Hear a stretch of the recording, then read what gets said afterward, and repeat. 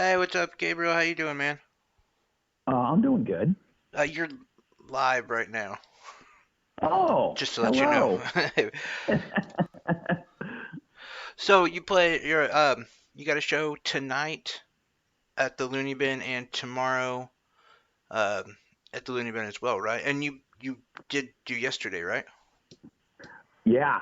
Yesterday was ladies' night, so you missed it, ladies. How did, But how was all the gent. how was the show yesterday?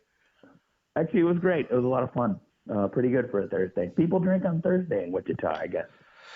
People drink every day in Kansas. It's a real problem.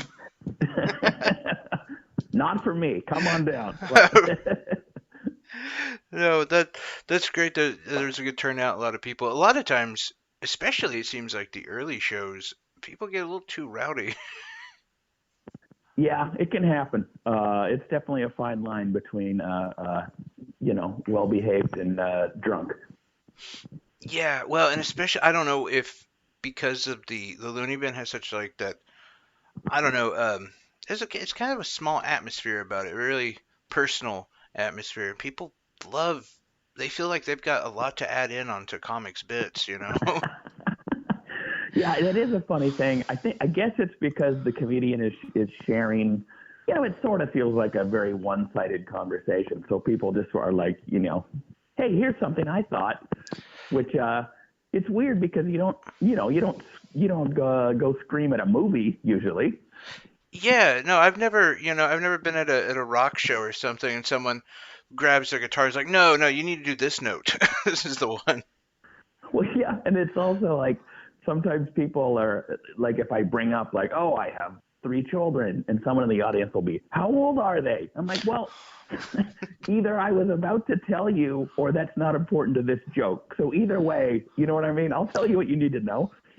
Yeah, you're not going to miss out on any important details. Right, exactly.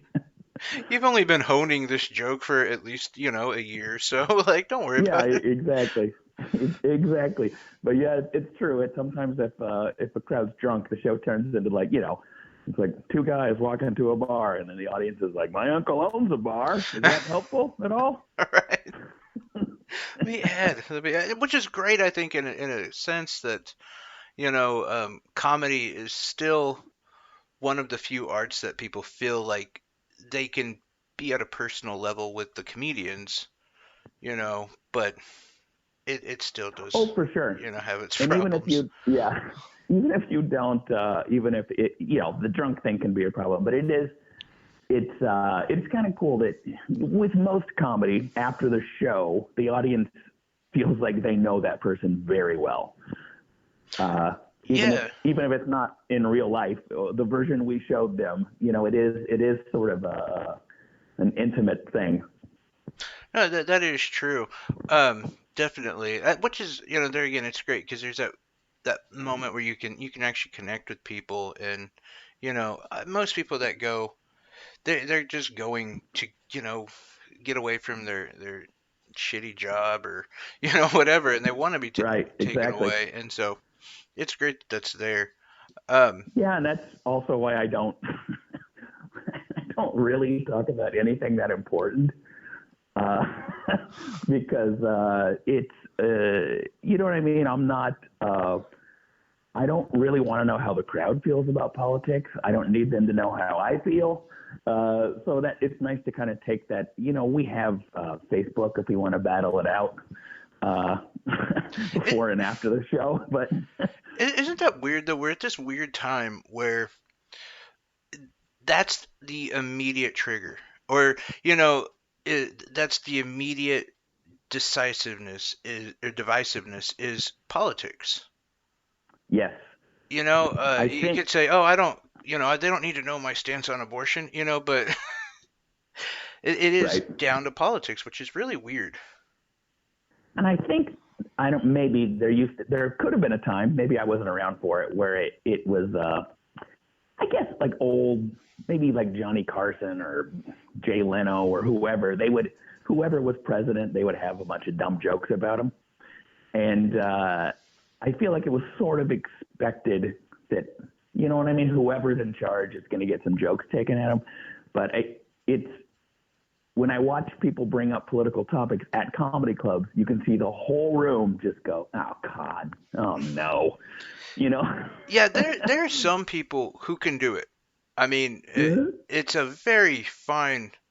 Yeah, John Oliver is one of those guys. I know he doesn't do stand up, but on his show, he makes politics kind of funny sometimes. Oh, incredible! And also, I think that's another reason that there are so many not non stand up people doing that that it's almost like we sort of don't have to. I mean, you know what I mean? It's like, hey, Yeah, do you want the 50th take you've seen on this current event, or should I no, tell you how old my kids are?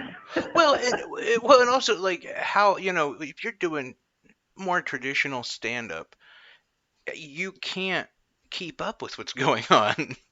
I Oh guarantee you, no, there's no real stand-up who has a solid like 15 on impeachment right now. I mean, it, no, you know, no. it You're just absolutely everything right. Yeah, happens too fast. But yeah, it is weird though, because yeah, like you were saying with Johnny Carson and some of those, and I remember even Obama. I remember all the, even some cartoons like South Park would depict him as like this big-eared guy, and there was always shots sure. at presidents, but it is definitely weird now that you, in some ways, yeah, you just don't talk about it. I have a friend that owns a business, and no, news isn't on the TV at the business. They don't talk about politics. It's, you know, Yeah, it's funny that I'm in airports all the time, and even just whatever CNN being on in the airport, standing next to a group of people, even that is slightly uncomfortable because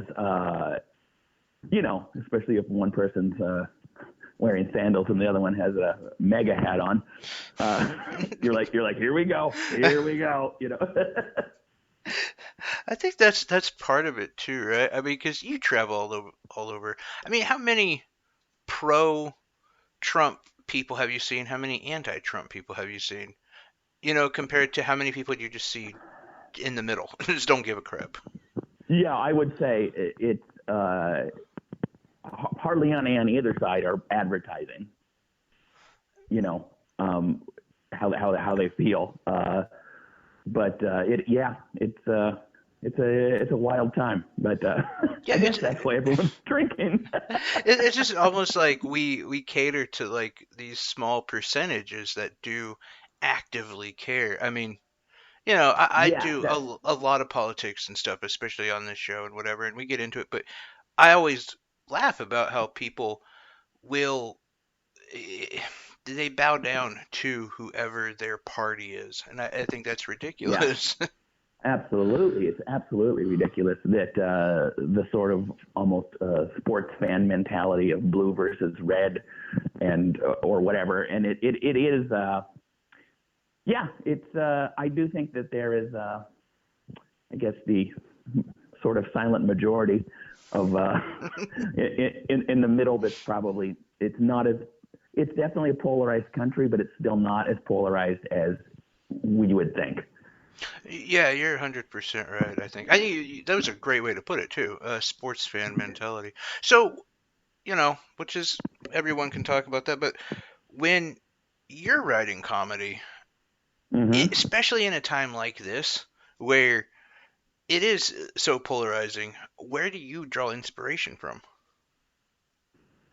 I'm my. It's funny because I'll have a big idea. If you are a writer or a performer of any kind, it's it's like I have this idea and I think, oh, this is the idea that's going to change everything. It's going to put me in a new direction. It's probably going to open up a new 30 minutes of material. It's going to be my whole new thing. And then while I'm working on that, something dumb will happen. And I'll start talking about that on stage and to uproarious laughter. So it's sort of like, my act is like what happens by accident, when I'm trying to make a plan. Uh, but yeah, so I'm not, I'm definitely not, I'm not, I admire many people who do it. John Oliver, not that he's a stand up, well, he was, but I'm definitely not a speak truth to power type of comedian. I'm talking about my kids. I'm talking about my family, but I'm doing it in a way that if you don't have those things, it's still going to be funny. And yeah, it's autobiographical because that's really the only thing a stand-up comic has that's their own life.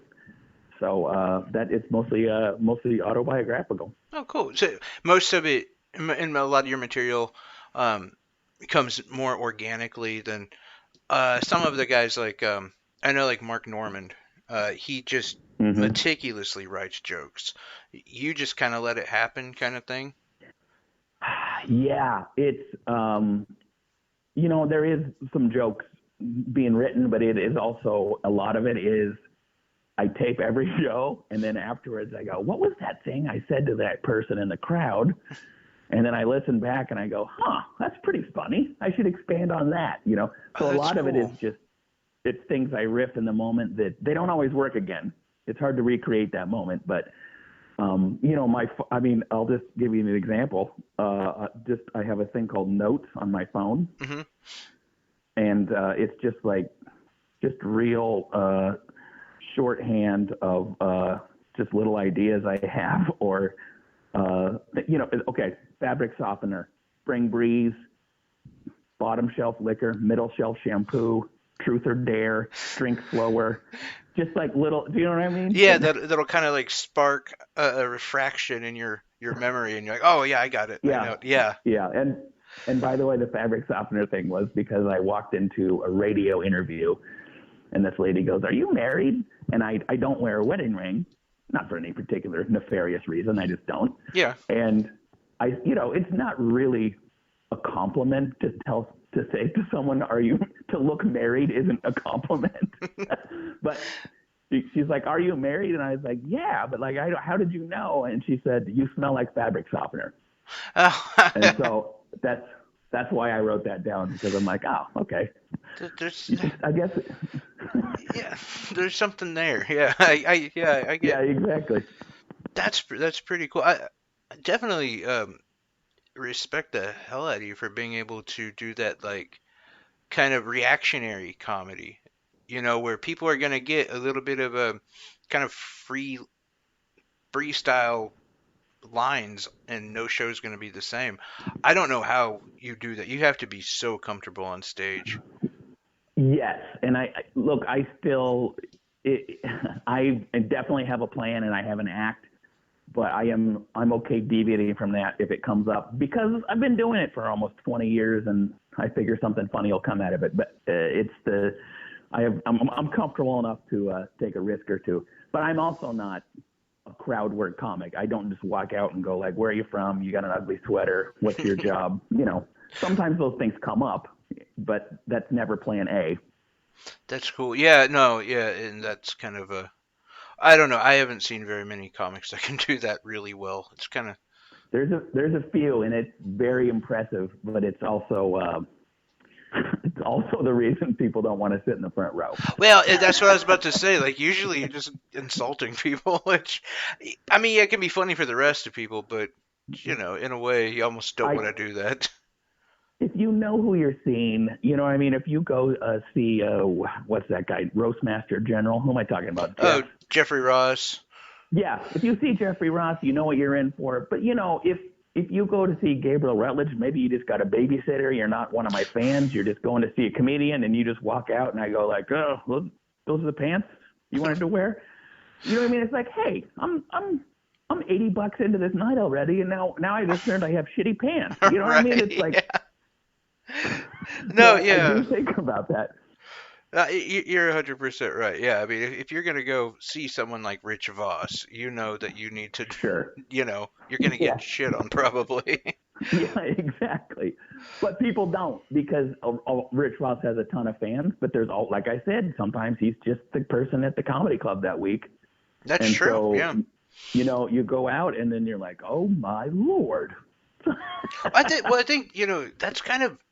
an important point that you hit on there is when you're a fan of comedy, like a real fan of comedy, you're kind of shocked that people don't know who a lot of these people are. Like in our world, and I'm not a comic, but I'm just a fan. I mean, everyone knows Rich Voss or Jim Norton or That's right. you Yeah. know, but Well, the average you just person said has no Mark idea. Normand. Mark Normand also. Yeah, it's. I was just talking about again in my world. Mark Normand is a star and a rising star. Yeah, But yeah. if you just talk to 100 people at a mall, I mean, he might get none Oh who yeah, knew who he yeah, was. yeah. So it's you have to get Amy Schumer level before your grandma has ever heard of him. You know what I mean? It's like it's a real high level. And it's really weird because I can't think of any other art form that I think number one requires so little out of the the person being entertained. All you do is sit there and listen, and it's hilarious. You're not stuck in on it like some movies and stuff like that. You've got like to almost make a day out of it. You got to learn the history. You got to a Yeah, book. That's at least a couple week commitment. But for some reason, comedy 45 minutes max a lot of times, and yeah. it just hasn't hit the height of something like television and movies. It's really weird to me. Like, It is weird, but it's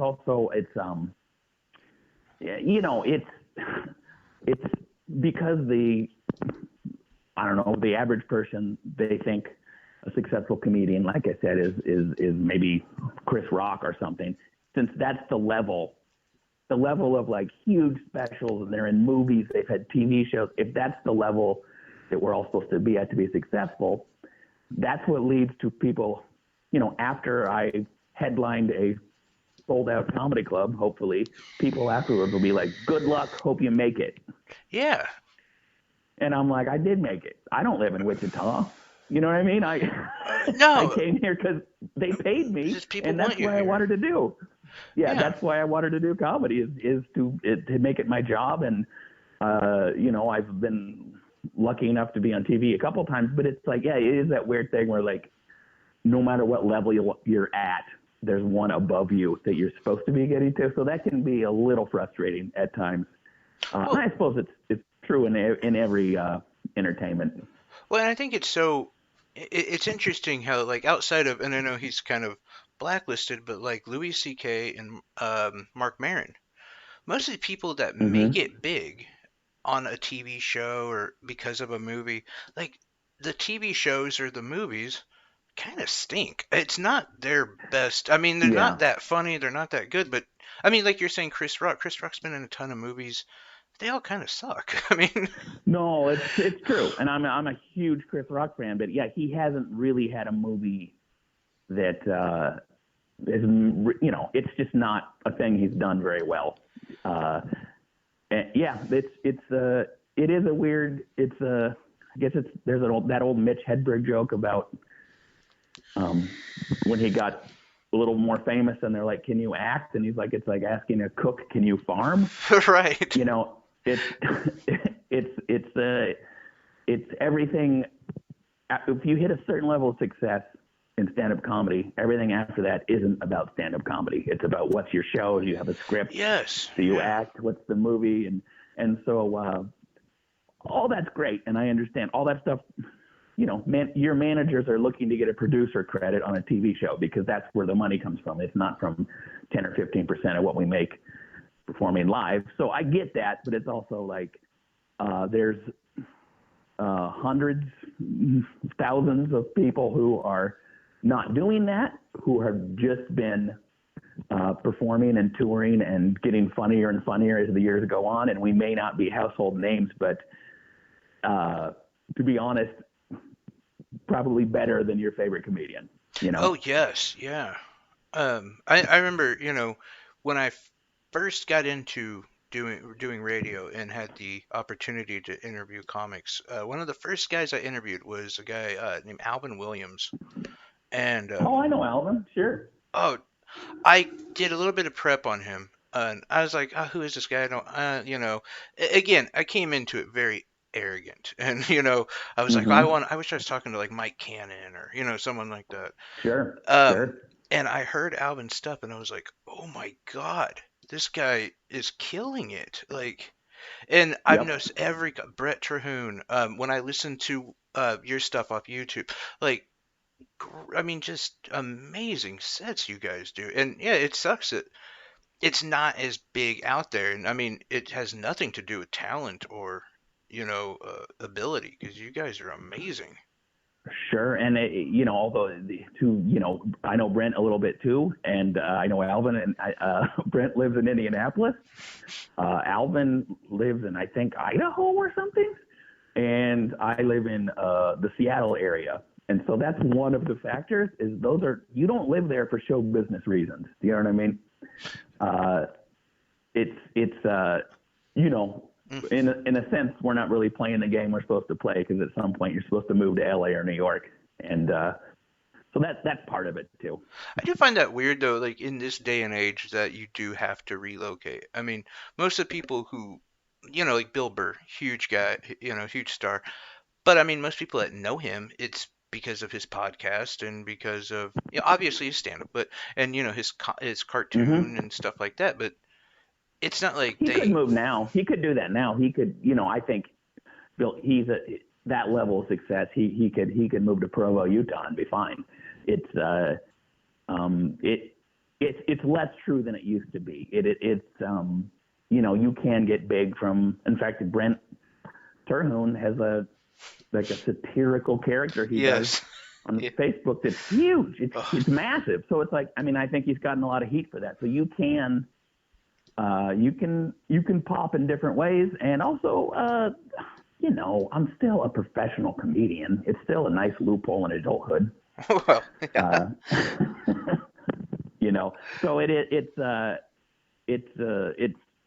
the travel is exhausting, of course, but the actual job itself is unbelievably fun, and I still have passion about it. And so it's there's plenty of things that I still hope to accomplish, or I wish I would have accomplished, but it's still, it's I never thought I'd get this far, if I'm being real about it. So it's not Oh, bad. no, I mean, that's the thing too, I guess, is in, what probably maybe 1 in 100,000 can be a working comedian. I mean, when it's all said and done. I mean, Yeah, it's not. It's pretty. The numbers are not in your favor, and that's. I mean, I guess radio is probably the same thing. It's not a thing if you were making pros and cons on a sheet of paper, the the pros are never going to be bigger than the cons. It's never been a good idea to become a comedian. It's never made sense. Uh, and every comedian has enough delusion to go like, no, I'm going to be the one. I'm going to, I'll break these odds. don't you Uh, have to a little bit though? I mean, yes, part of the characteristic of a guy who's like, I'm the funniest person in this room. I think that's the psyche of a comedian can be summed up with, I suck, but I know I'm funnier than that person. I think that's Uh, perfect. yeah. As far as being like you were saying, a loophole in adulthood. Um, hmm how was it like being married, having kids? Like, what did your wife ever have that talk? Like, well, we really should worry about a 401k and settle down kind of thing. Yeah, I think the only reason I got away with it is I was already married, and what I did before comedy was, well, I mean, I worked at restaurants and stuff, but I was a musician. I was a drummer in a punk rock band, Oh, awesome. and so compared to being a drummer, comedy actually makes a lot of sense. It doesn't. The first time I got paid, and I got they gave me a hotel room and $100. I'm like, no band members to split it with. I'm like, I think I'm in show business. Oh yeah, yeah. It's that's a 1 in a million making it as a touring musician. I mean, Yeah, absolutely. Absolutely. That's a way tougher life. Uh, so yeah, and if I had to do it over again, maybe I wouldn't, because it was definitely not easy transitioning into being like a full time comedian. But I already did it, and it's not ever easy, but it's routine. My Oh, kids are actually fine with it more than it's harder on my wife than my kids, because I still see my kids quite a bit.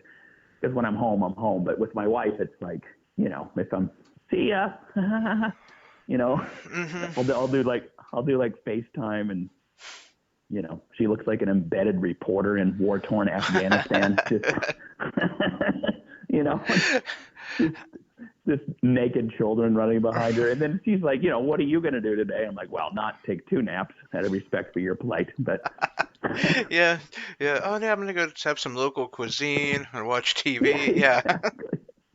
I don't know. Is it too late in the day for more coffee? I got my, there's a lot of openings. I don't know what I'm going to do.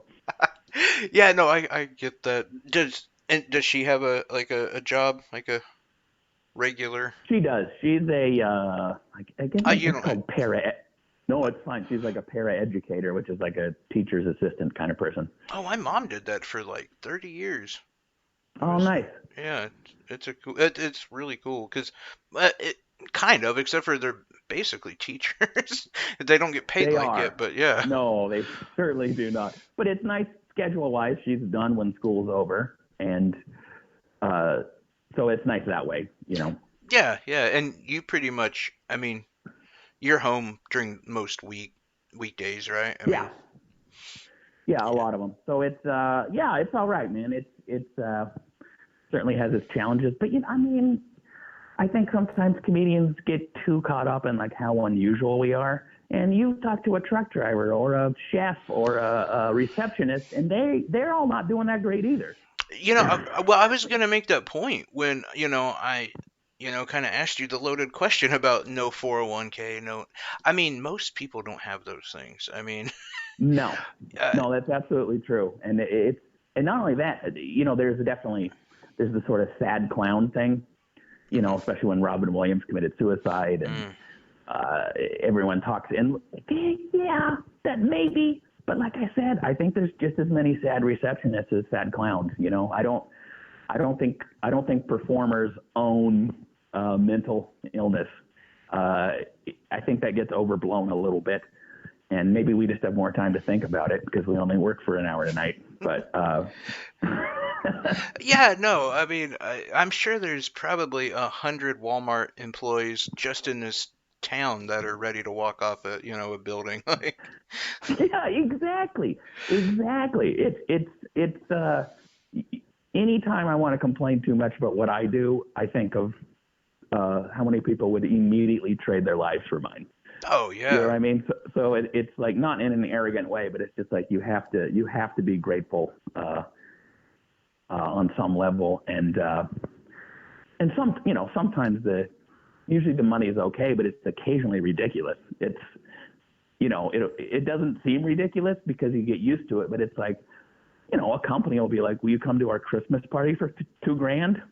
oh Lord. And you're like, yeah, yes, I will. But it's like, that's ridiculous. When it comes to where I walk in and I'll tell jokes for 30 minutes and you're going to give me, and again, that number goes way higher the more famous you are. But I just mean, at a certain level, you got to step back and go, but like, some of this is silly. How am I getting away with this? You know? Well, I mean, I think the thing, like you said, I mean, it's not like it's a one in probably 100,000 people can do it and have been doing it that long.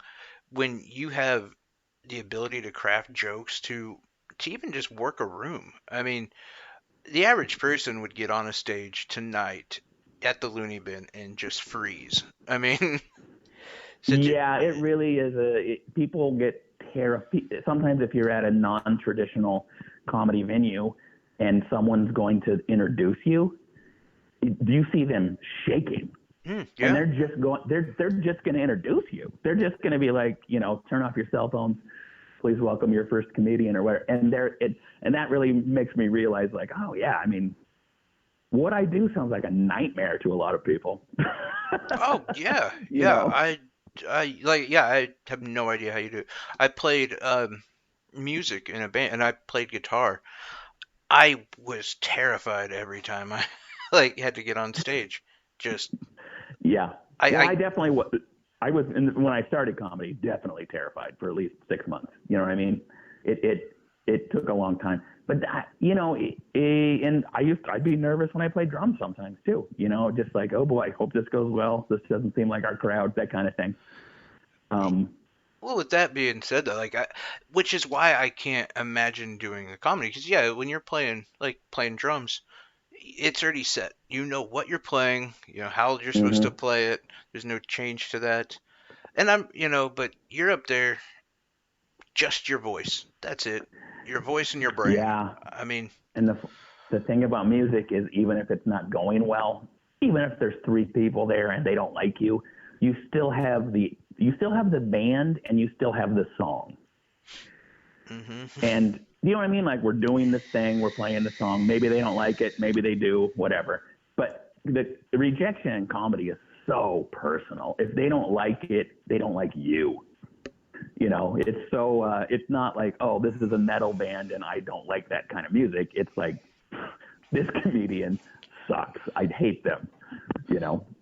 yeah, and even like you said, yeah, if it's a band, you can blame the band. You can say, oh, I didn't like that song anyway. That's true. That's true. Yeah, we let the bass player write that one. Yeah, yeah. I mean, you're stuck out there on a limb, which is it's insane. It's amazing that you guys can just walk in there and yeah, blow everyone away night after night after night. Yeah, that's the plan anyway. Well, no, yeah, I understand. There's a lot of working up to it, but it's yeah, it's got to be difficult, um, especially playing, let's say, Kansas to Texas to Seattle. Different people are gonna laugh at different Yeah, stuff. yeah, for sure, for sure. Not as much as I thought before I did comedy, but yeah, there's definitely I have a reference to Jesus. It's not even a negative reference to Jesus, but it is funny because I've been in Oklahoma and Kansas the last 2 weeks, and when I say it, you can see the crowd laugh and then shut down a little bit, and I'm like, okay, I forgot where I was. You know what I mean? I forgot. And I've even said that to the crowd. I'm like, that was, you guys laughed, and then we're like, my grandma wouldn't care for that joke. Uh, so it is.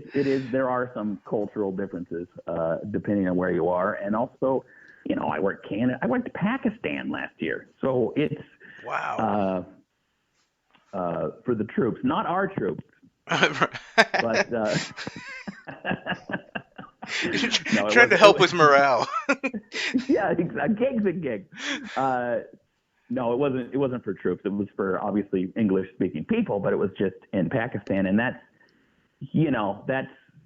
you're finding out on stage what translates and what doesn't, and it's fun, and they're in on it. And if they don't get something, that's funny too. But it's also, it was a fun challenge to be like, I don't know if they have any idea what I'm talking about in this joke, and we're about to find out. Well, yeah, I mean, just I don't know if you reference to technology at all, but even that could be different. Let alone restaurants and brands and junk like that. Yeah, yeah, and the promoter was like, "There's no, you can be dirty, but he's like, if you talk about porn, they will understand what you're talking about, but also they don't watch it.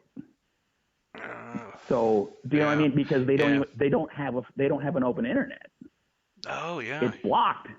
I'm not sure you can find it, but do you know what I mean? It's like Right. it's not that they're gonna be offended, but they're also not going to have an experience of really knowing what it's about. Uh, and then he also said, don't do any jokes about religion or Islam or anything. And I'm like, oh, I wasn't going to. And then a couple days after we got there, he said, yeah, about once a year they'll publicly execute someone for saying something bad about Islam. And I'm like, put that in the itinerary. How about Yeah. that? You're like, well, now I know not to go out dressed out like Muhammad. Fine. Oh, man. It's gonna lead with that. Yeah, I mean, it was fun and it was a great experience, but it was also like, like when we got there and we're like, can we just go walk around? He's like, oh no, absolutely not. I'm like, oh, Wow, okay.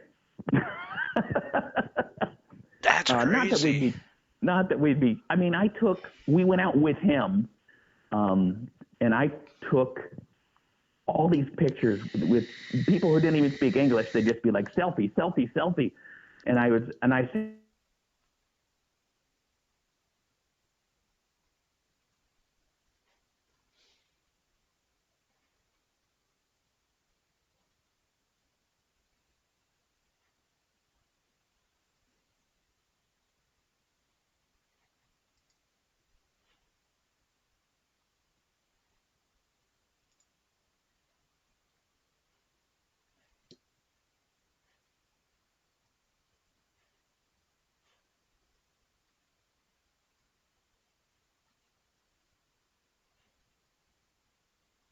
Hmm.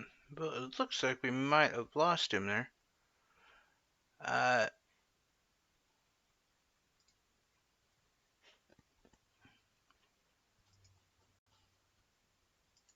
I wonder what happened. Well, it's hard to say with this stuff.